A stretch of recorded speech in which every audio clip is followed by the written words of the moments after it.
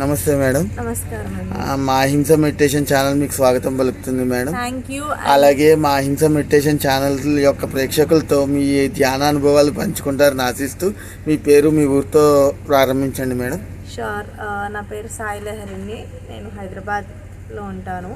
ముందుగా అహింస మెడిటేషన్ ఛానల్ని వీక్షిస్తున్న ప్రేక్షకులందరికీ నా ధన్యవాదాలు, కృతజ్ఞతలు. Thank you madam. ఎందరో మహానుభావులు అందరికీ నా వందనాలు. Thank you madam. సో నేను ధ్యానంలోకి 2004లో రావడం జరిగింది. మా పేరెంట్స్ ద్వారా నేను రావడం జరిగింది. సో దానికి మా పేరెంట్స్కి అలాగే మా నాయనమ్మ గారికి కృతజ్ఞతలు తెలియజేస్తున్నాను. అండ్ నేను చిన్నప్పుడు, అది 4 సంవత్సరాల్లో ఉన్నప్పుడు ధ్యానంలోకి రావడం జరిగింది.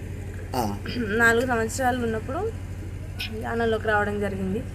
సో అప్పుడు ధ్యానం ఏమీ తెలియదు, ఎందుకంటే చిన్నపిల్లల వయసు ఏమి అర్థమయ్యేది కాదు. జస్ట్ కళ్ళు మూసుకొని కూర్చోవడం ఒక్కటి అలవాటు చేసుకున్నాను. సో అలా మెల్లమెల్లగా నా డైలీ రొటీన్లో అదొక భాగం అయిపోయింది. మన బ్రష్ ఎలా చేస్తాం, స్నానం ఎలా చేస్తామో ధ్యానం కూడా అలానే భాగం అయిపోయింది.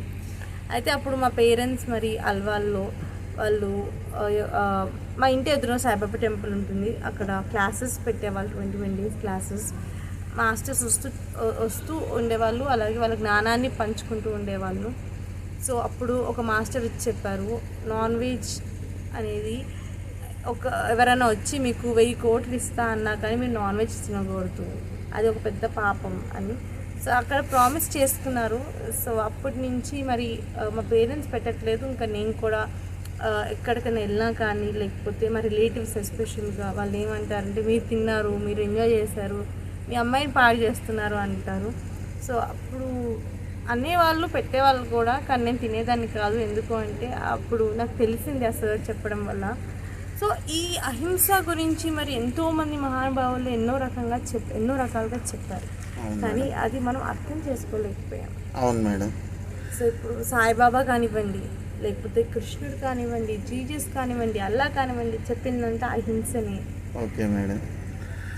మేడం, మీరు చిన్నప్పటి నుంచి మీకు ధ్యానం అలవాటు అన్నారు కాబట్టి, ఇంట్లో కూర్చొని చేసిన ధ్యానానికి ఇలా పిరమిడ్స్కి వచ్చి చేసే ధ్యానానికి ఏమైనా డిఫరెన్స్ తెలిసిందా? ఎస్. ఇంట్లో ధ్యానము అనేది మనం ఒక్కరం చేస్తే మనకే పరిమితం అవుతుంది. పిరమిడ్స్ ఆ ఒక పర్టికులర్ యాంగిల్ అనేది, మరి గొప్ప ఆ యాంగిల్ అనేది ఈ విశ్వంలో ఉన్న శక్తిని మానవుడికి తీసుకొని వచ్చే యాంగిల్ అది. సో పత్రి సార్కి మనం ఎంతో కృతజ్ఞతగా ఉండాలి, ఎందుకంటే ఆయన పవర్ ఆఫ్ బుక్ చదివి, పిరమిడ్స్ బుక్ చదివి, సో ఆ యొక్క పిరమిడ్స్తో ఎంతో ఎక్స్పెరిమెంట్స్ చేసి మనకి ఒక అద్భుతమైన పిరమిడ్ని గిఫ్ట్గా ఇచ్చారు ఆయన. ఈ భూ మండలానికి ఆయన ఇచ్చిన gift pyramids. Okay madam. And ఆ పిరమిడ్లో ధ్యానం చేయడం వల్ల 3 ఎక్కువ శక్తిని మనము తీసుకోగలుగుతాము. దానివల్ల మన ఎంతో హీలింగ్ అనేది జరుగుతుంది. కానీ ధ్యానము చేస్తున్నప్పుడు మనం ఏమి ఎక్స్పెక్ట్ చేయకూడదు, ఇదే ఎందుకు అవ్వలేదు, ఇదే ఎందుకు జరగట్లేదని. సో ఏది జరిగినా అది మన కోసమే, మన మంచి కోసమే జరుగుతుంది అని తెలుసుకోవడమే ధ్యానము. అండ్ ఏదొచ్చినా అది యాక్సెప్ట్ చేస్తూ ఉండాలి. సో ధ్యానం చేస్తున్నప్పుడు మనం దేని వెనకాల పరిగెట్టము, అన్నీ మన దగ్గరకు వస్తాయి. సరే అని యాక్షన్ చేస్తే, దానికి సరిపడిన పని చేస్తే ధ్యానం అనేది మనకి అన్ని సహకరిస్తుంది. Okay madam. ఎంత జ్ఞానం ఉంటే అంత కర్మము అనే లైన్ ఏమైనా చదివా? దాని గురించి ఏమైనా చెప్తారా మా ఛానల్తో? సో మన కర్మ అనేది మనం ఏంటంటే గత జన్మల నుంచి చేసుకొచ్చే కర్మలు. మంచి చేస్తే మంచి వస్తుంది, చెడు చేస్తే చెడు వస్తుంది అని మనకు తెలిసిన విషయం. సో మనకి ఒక చిన్న కాలు నొప్పో లేకపోతే హెడేక్ వచ్చింది అనుకోండి, దానికి ఒక సైంటిఫిక్ రీజన్ ఉంటుంది. సో ఆ యొక్క జ్ఞానం మనం తెలుసుకుంటే ఆ నొప్పి అనేది తగ్గిపోతుంది. సో మనం ధ్యానం చేస్తే జ్ఞానం వల్ల మరి మోక్షం వస్తుంది అంటారు. ఆ జ్ఞానం ఎందుకు వస్తుంది? మనం చేసే ధ్యానంలో చూసే విధానాలు బట్టి. ప్రతి ఒక్కదానికి సైంటిఫిక్ రీజన్ ఉంది. సో మనం తెలుసుకోవట్లేదు అంతే. సో తెలుసుకోవడానికి మన శరీరం మనకి నేర్పిస్తూ ఉంటుంది. మన లైఫ్లో మన బెస్ట్ టీచర్ ఎవరంటే మన శరీరము, తర్వాత నేచర్. కాబట్టి అవి మనకి ఒక సిమ్టమ్స్ అన్నమాట. ఏవి కాళ్ళ నొప్పి వచ్చింది అనుకోండి, అది ఎందుకు వచ్చింది? మన రిలేషన్స్ దగ్గర ఏదో తప్పుగా ఆలోచిస్తున్నాం. సో ఒక్కొక్క రీజన్ ఒక్కొక్కటి ఉంటుంది. సో మన యొక్క కర్మని ఆ జ్ఞానం ద్వారా మనము జ్ఞానం తెలుసుకుంటే ఆ కర్మ అనేది దగ్ధం అవుతుంది. Okay madam. మేడం ఇప్పుడు గురువు గొప్పవాడా దేవుడు గొప్పవాడా? ఇద్దరు ఒకటే. ఓకే. ఇద్దరు ఒకటే. గురువు అనేవాళ్ళు మనకు జ్ఞానం ఇస్తారు, మనమే దేవుళ్ళు. ఓకే. కాబట్టి అందరూ ఒకటే, కానీ ఒకళ్ళు బోధించడానికి వచ్చినప్పుడు వాళ్ళకి మనం ఎంతో మర్యాద ఇవ్వాలి. ఎందుకంటే అంటే మరి గురువుని దేవుడితో పోలుస్తారు కదా, గురు దేవో భవ అంటారు కదా. అంటే మరి దేవుడిని గురువుతో అది గురువుని దేవుడితో పోల్చినప్పుడు మరి దేవుడికి ఉన్న ప్రయారిటీ ఏముంది? అది నేను అడిగిన క్వశ్చన్ అన్నమాట. ఒకవేళ గురు దేవో భవ అని అంటున్నాం మనం, గురు దేవో భవ అంటున్నాం. గురు దేవో భవ అన్న దానికి అంటే గురువుకి దేవుడికి తో పోల్చినప్పుడు మరి దేవుడికి మనం ఇచ్చే ప్రయారిటీ ఏముంది? గురువుని సమానం దేవుడితో సమానంగా పోల్చినప్పుడు అని అడుగుతున్నా. ఓకే, దేవుడికి ఇంపార్టెన్స్ ఏముంది అని అడుగుతున్నారు. నా వరకు వచ్చేసరికి ఆ దేవుడే గురువు, గురువే దేవుడు. ఓకే. ఎందుకంటే వాళ్ళు చెప్పిన జ్ఞానము అనేది మనము వాళ్ళ ఇంటెన్షన్స్ ఇప్పుడు నార్మల్ టీచర్ ఉన్నారు స్కూల్లో, ఇప్పుడు వాళ్ళు ఏం చెప్తారు? వాళ్ళు ఫిజికల్ ఎడ్యుకేషన్ చెప్తారు, ఆ పరిధిలో వాళ్ళ దేవుడు మనకి. అవును. ఇప్పుడు పత్రి సార్ ఉన్నారు, లేకపోతే మన పెర్మనెంట్ మాస్టర్ సార్, వీళ్ళు ఆత్మ జ్ఞానం ఇస్తారు, ఆ పరిధిలో వాళ్ళు మనకి దేవుడు. సో ఆ దేవుడే ఇదంతా సృష్టించారు. దేవుడు అంటే ఎవరు? మళ్ళీ మనమే. సో మనలోనే అంతా ఉంది, అదే బయట ఉంది. అంతే. మనం శిష్యుడు రెడీ అవుతేనే గురువు వస్తారు. అది రెండు కలిపేది ఏది? నేచర్ అంటే దేవుడు. అంతే. నేటి యువతరం చాలా అంటే చాలా వరకు ధ్యానంలోకి వస్తున్నారు, కానీ ధ్యానంలోకి వచ్చినా కూడా అలవాట్లతో వస్తున్నారు. స్టిల్ వాళ్ళ అలవాట్లు వదులుకోలేక అంటే మాంసాహారులుగా అవ్వచ్చు, మాంసాహారులు అవ్వచ్చు, డ్రగ్స్ అడిక్ట్ అవ్వచ్చు, ఆల్కహాల్కి వాటికి అడిక్ట్ అవ్వచ్చు. వాళ్ళకి తెలుసు అవి మానేయాలని ఉంటుంది పాపం, కానీ మానలేక అంటూ సతమతం అవుతూ ఉన్నారు కదా నేటి యువతరం. వాళ్ళ గురించి ఏమైనా చెప్తారా 2 మాటలు? Yeah sure. ఈ యూత్ వచ్చేసరికి మనకి డిఫరెంట్ కైండ్ ఆఫ్ ఏమంటారు డీవియేషన్స్ ఎక్కువైపోతున్నాయి. So called stress, educational stress ఎక్కువైపోతుంది పేరెంట్స్ దగ్గర నుంచి. అండ్ అలాగే ఇలానే చెయ్యాలి ఒక పని, ఇలా ఎందుకు చేయకూడదు, మానసిక ఒత్తిడి, చేసే సాఫ్ట్వేర్ ఇంజనీర్స్ కానీ వాడు చేసే పని. సో మనకి ఫస్ట్ మన మైండ్ బాగుంటే మన బాడీ బాగుంటుంది. సో మన మైండ్ ఎలా బాగుంటుంది? మన సరైన ఆలోచనల వల్ల మన మైండ్ అనేది బాగుంటుంది. సో సరైన ఆలోచనలు ఎలా వస్తాయి? చెత్తని మనం బయటపడేయాలి. అవి చెత్తని ఎలా బయటపడేస్తాం? ధ్యానం ద్వారానే పడేస్తాం. సో మనం చేసే ధ్యానము 41 days చేసినప్పుడు ఏమవుతుందంటే ఆ చెత్త అనేది క్లీన్ అయిపోతుంది. సో ఏమవుతుందంటే ఇక్కడ బేసిక్గా యూత్కి పేషెన్స్ అనేది చాలా తక్కువైపోయింది. సో వీడేంటి నాకు చెప్పడము అనే ఒక భావం కూడా ఎక్కువైపోయింది.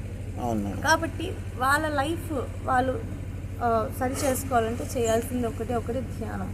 మన దగ్గర ఎంత ఏమున్నా కానీ ఆ లాస్ట్ డెత్ ముందు ఉన్న ఒక క్షణం ఉంది, ఆ క్షణం అప్పుడు మన లైఫ్ సాటిస్ఫై అయ్యింది అని మనం తెలుసుకోవాలి. అదే అలా ఉండాలి. అంత ఆనందంగా మనం మన జీవితాన్ని జీవించాలి అంటే ఏం చేయాలి? మన లైఫ్ ఆఫ్ పర్పస్ తెలుసుకోవాలి అంటే ఏం చేయాలి? ధ్యానం చేయాలి. సో అన్నిటికీ మూలం ధ్యానం. సో ధ్యానం ద్వారా అన్ని సమస్యలకు సొల్యూషన్ ఉంటుంది. సో మన మైండ్ కరెక్ట్గా ఉంటే మన బాడీ కరెక్ట్గా ఉంటుంది, మన మైండ్ కరెక్ట్గా లేకపోతే మన బాడీ కరెక్ట్గా ఉండదు. సో అవన్నిటికీ కారణం ధ్యానం. అవును మేడం, సూపర్ మేడం. నిజంగా చాలా అంటే చాలా గ్రేట్ మెసేజ్. ఈ మా ఛానల్ ద్వారా ప్రతి యూత్కి కూడా ఇది కనెక్ట్ అవుతుంది మేడం. అలాగే మేడం ఇప్పుడు చాలామంది చిన్నపిల్లలకి సబ్జెక్ట్గా అలవాటు చేయాలనేసి చాలా మాస్టర్స్ చెప్తున్నారు. దాని గురించి మీరేమంటారు?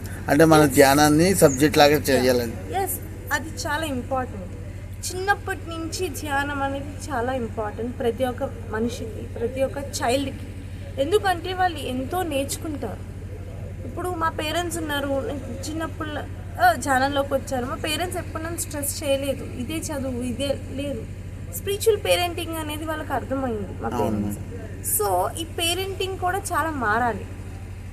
ఒక పిల్లవాడు డ్రగ్ అడిక్ట్ లేకపోతే ఆల్కహాలిక్ అవ్వడానికి ఒక రకంగా వాళ్ళు ఒక రీజన్ అవుతే పేరెంట్స్ కూడా ఇంకో రీజన్ అవుతారు. అవును మేడం, పర్ఫెక్ట్. సో మనము స్పిరిచువల్ ఒక ఫ్యామిలీ మెడిటేటర్గా అయినప్పుడు సో ఏమవుతుందంటే ఇల్లు ఒక వసదైక ఫ్యామిలీ అయిపోతుంది. సో అంత వన్నెస్గా వచ్చేస్తుంది. కానీ అది కేవలం ధ్యానం వల్ల అవుతుంది. కాబట్టి ప్రతి ఒక్క స్కూల్లో, కాలేజెస్లో, ప్రతి ఒక్కరి దగ్గర చిన్నప్పటి నుంచి ధ్యానం చేసినప్పుడు ఏమవుతుందంటే వాళ్ళ లైఫ్లో క్లారిటీ అనేది ఉంటుంది. క్లారిటీ ఉన్నప్పుడు ఏమవుతుంది, వాళ్ళు ఏ ఫీల్డ్కి వెళ్ళాలో తెలుస్తుంది.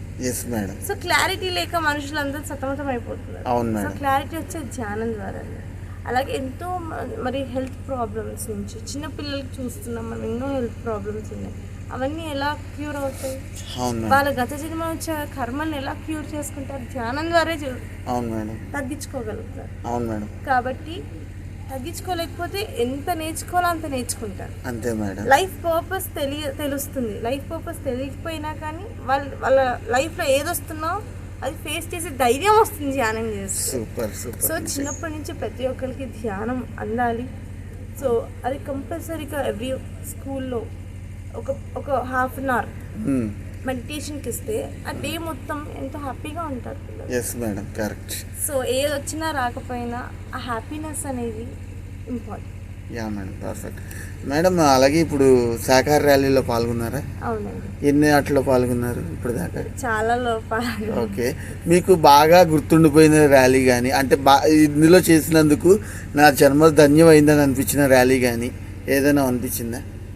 పర్టికులర్గా ఇప్పుడు వరకు అలా ఏం లేదు, కానీ చార్మినార్ ర్యాలీ అనిపించేది. ఎందుకంటే అక్కడ అంతా జీవహింసనే ఉంటుంది. సో ముస్లిమ్స్కి మనము ఎక్కువ మంది ముస్లిమ్స్ ఉంటారు చార్మినార్. సో మనం చెప్పాల్సింది కూడా వాళ్ళకి. అవును మేడం. సో ఆ ర్యాలీలో అనిపించింది అన్నమాట, ఇది కదా అసలైన ఏరియా మనం చేయాల్సింది అని. అవును మేడం. సో అది ఒక్కటే. తర్వాత ప్రతి ఒక్క ర్యాలీ ఒక గొప్ప ర్యాలీ.